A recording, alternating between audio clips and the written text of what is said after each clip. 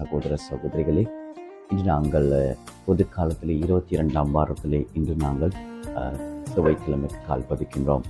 எனக்கு பிரியமான சகோதர சகோதரிகளே, இன்றைய இறை வார்த்தையை நாங்கள் சிந்திக்கின்ற பொழுது, அவர் கப்பர்நாவுக்கு சென்று தொழுகை கூடங்களிலே இந்த ஓய்வு நாளிலே இறை வார்த்தை பகிர்ந்து கொள்ளுகின்ற பொழுது, இந்த இடத்துல அந்த தொழுகை கூட்டத்திலே இருந்த ஒரு நபர், தீய ஆவியால் பீடிக்கப்பட்ட அந்த நபர் உரத்த குரலிலே, நாசரேத் ஆகிய இயேசுவே, உனக்கும் எனக்கும் இந்த இடத்துல என்ன வேலை என்று கேட்கின்ற பொழுது, உரத்த குரலிலே சொல்லுகின்ற பொழுது, அவர் அதனை கட்டுப்படுத்தக்கூடிய அந்த பலத்தை அல்லது அந்த அதிகாரத்தை அவர் பயன்படுத்துகின்றார்.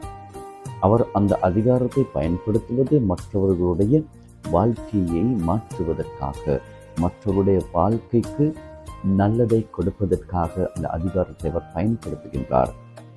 எனக்கு பிரியமான சகோதர சகோதரிகளை, இந்த சமுதாயத்திலே வாழுகின்ற நீங்களும் நானும், எங்களுக்கு அதிகாரம் என்று பலவிதமான பொறுப்புகள், இந்த அதிகாரம் எங்களுக்கு கிடைக்கப்பட்டிருக்கின்றது. இந்த அதிகாரத்தை நாங்கள் எவ்வாறு உபயோகிக்கின்றோம்? என்னுடைய சொந்த தேவைகளுக்காக நான் அந்த அதிகாரத்தை எவ்வாறு நான் பயன்படுத்துகின்றேன்? வீணாக பயன்படுத்துகின்றேனா? மற்றவர்களை ஏளனப்படுத்துவதற்காக அந்த அதிகாரத்தை நான் பயன்படுத்துகின்றேனா? மற்றவர்களை மட்டுப்படுத்துவதற்காக அந்த அதிகாரத்தை பயன்படுத்துகின்றேனா?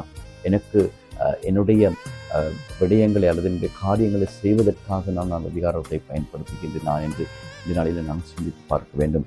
நாட்டை நாங்கள் பார்க்கின்ற பொழுது, நாட்டிலே இந்த அதிகாரத்தை எவ்வாறு அவர்கள் பயன்படுத்துகின்றார்கள்? எந்த நன்மைக்காக பயன்படுத்துகின்றார்களா? அவருடைய சொந்த தேவைகளுக்காக பயன்படுத்துகின்றார்களா?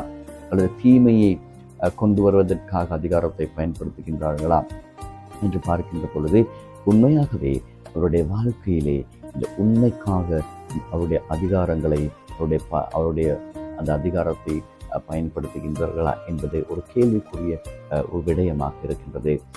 எனவே நீங்களும் நானும் கத்தோலிக்கர் என்ற ரீதியிலே நாங்கள் எங்களுடைய அன்றாட வாழ்க்கையிலே கொடுக்கப்பட்டிருக்கின்ற பொறுப்புகளினூடாக இந்த அதிகாரத்தை எவ்வாறு நாங்கள் பயன்படுத்துகின்றோம் என்று நாங்கள் சிந்தித்து பார்க்க வேண்டும். அவருடைய பங்குகளிலே சில பலவிதமான பொறுப்புகளினூடாக கொடுக்கப்பட்டிருக்கின்ற அதிகாரத்தினூடாக நான் உண்மையாகவே இறை வார்த்தைக்காக, இறைவனுக்காக அந்த அதிகாரத்தை பயன்படுத்துகின்றனா, அல்லது என்னுடைய